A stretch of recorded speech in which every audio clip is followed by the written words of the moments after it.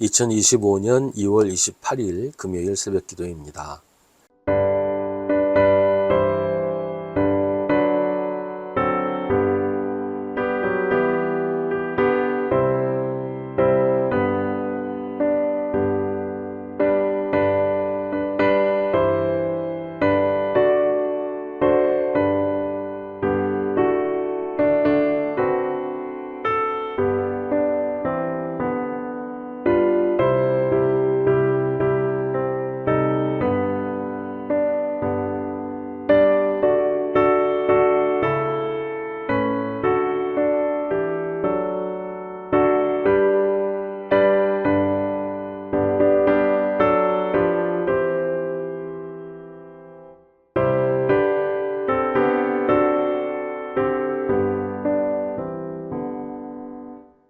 느헤미야 13장 1절부터 14절입니다.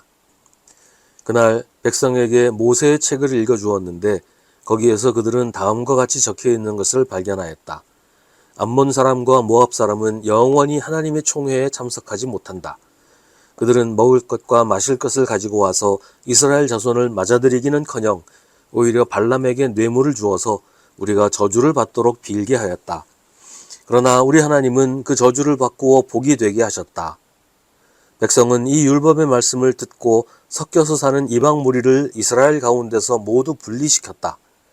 이 일이 있기 전이다. 우리 하나님 성전의 방들을 맡고 있는 엘리야시 제사장은 도비야와 가까이 지내는 사이이다. 그런데 그가 도비야에게 큰 방 하나를 내주었다. 그 방은 처음부터 곡식 제물과 유향과 그릇과 레위 사람들과 노래하는 사람들과 성전 문지기들에게 주려고 11조로 거두어 들인 곡식과 새 포도주와 기름과 제사장들의 몫으로 바친 제물을 두는 것이다. 이 모든 일은 내가 예루살렘을 비웠을 때에 일어났다.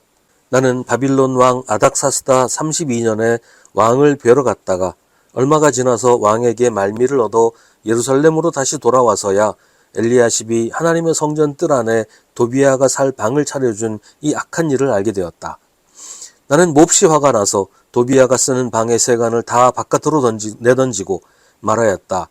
그 방을 깨끗하게 치운 다음에 하나님의 성전 그릇들과 곡식 제물과 유향을 다시 그리로 들여다 놓아라. 내가 또 알아보니 레위 사람들은 그동안에 받을 몫을 받지 못하고 있었다. 그래서 레위 사람들과 노래하는 사람들은 맡은 일을 버리고 저마다 밭이 있는 곳으로 떠났다. 그래서 나는 어쩌자고 하나님의 성전을 이렇게 내버려 두었느냐고 관리들을 꾸짖고 그 레위 사람들을 불러 모아서 다시 일을 맡아보게 하였다. 그랬더니 온 유다 사람들이 곡식과 새 포도주와 기름의 11조를 가지고 와서 창고에 들여다 놓았다.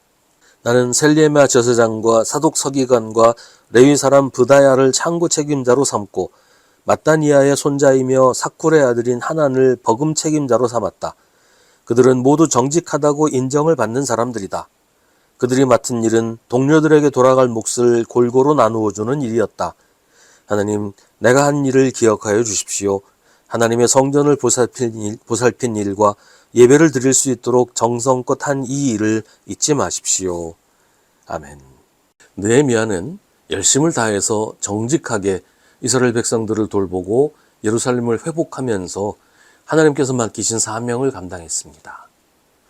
총독이 당연히 받아야 할 월급도 받지 않고 헌신하며 봉사했습니다.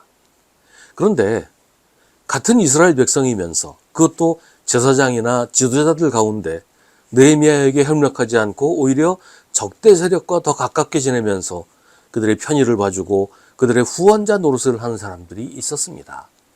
또 그런 사람들 때문에 하나님을 섬기고 성전을 섬겨야 하는 사람들이 생활비를 받지 못해서 스스로 먹고 살 길을 찾아 나서야 하는 일이 생겼습니다. 이런 일들이 모두 느헤미야가 잠시 예루살렘을 떠나서 페르시아로 돌아갔을 때 일어났습니다. 느헤미야가 유다 지방의 총독으로 있을 때는 감히 그렇게 하지 못하다가 그냥 그때는 몰래 이스라엘 적들과 내통하면서 지내다가 느헤미야가 없는 틈을 타서 노골적으로 그 일들을 한 것이었어요. 이들은 왜 이런 짓을 했을까요? 같은 하나님의 백성이, 그것도 하나님을 섬기는 사람들이 왜 이런 일을 벌였을까요? 당연히 해야 하는 일을 하지 않고 해서는 안 되는 일을 했던 이유가 뭘까요? 느헤미야는 정말 헌신적으로 일했습니다. 하나님을 섬기고 유다 백성들을 돌보았습니다. 어떻게든 유다 백성들에게 도움이 되기 위해 자기 월급도 받지 않았고 예루살렘의 부자들이 가난한 사람들을 착취하지 못하게 막기도 했습니다. 그런데 그게 불만인 사람들이 있었던 거예요. 그로 인해서 자기 수입이 줄어들고 자기 재산이 축나는 사람들이 생겼던 겁니다. 정당한 돈벌이도 아니고 하나님이 하지 말라고 하신 일을 해서 재산을 불렸는데 그걸 하지 못하게 되니까 느헤미야가 원망스럽고 미웠던 거지요.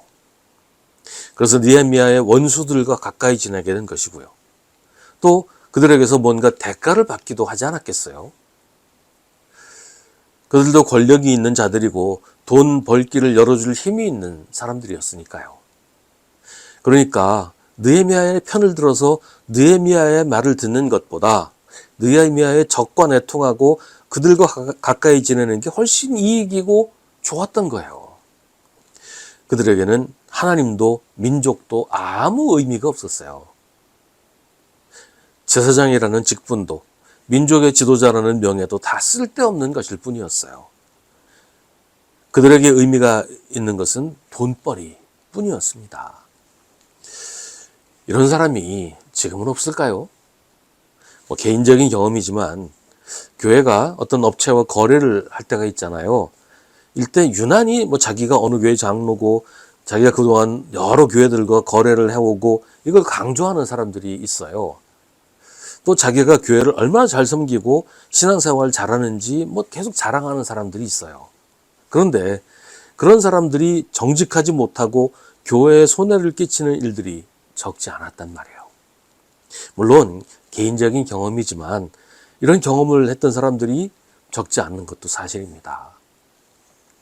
우리 사회에서도 기독교인들이 사회에 해를 끼치고 사람들을 옳지 못한 길로 인도하는 경우를 많이 봅니다. 권력의 자리에 있거나 사회 지도자라고 하는 사람들이 오히려 기독교인이면서도 하나님의 뜻과 반대되는 일을 행하기도 하고 범죄를 저질러서 무리를 일으키는 경우도 많이 보잖아요. 왜 그럴까요? 같은 이유겠지요. 그들에게 하나님은 돈이고 재물이니까요. 권력도 돈벌이를 위한 것이니까요. 그들에게는 하나님도 나라도 다 자기 이익을 위한 수단에 지나지 않으니까요. 교회가 물질 숭배에 빠져서 하나님을 돈 많이 벌게 해주는 분이라고 가르쳐서 이렇게 된 거예요. 부자 되는 게 축복이고 세상에 성공하는 게 하나님의 은혜다. 정직할 필요 없고 부자만 되면 그 하나님의 복 받은 거다.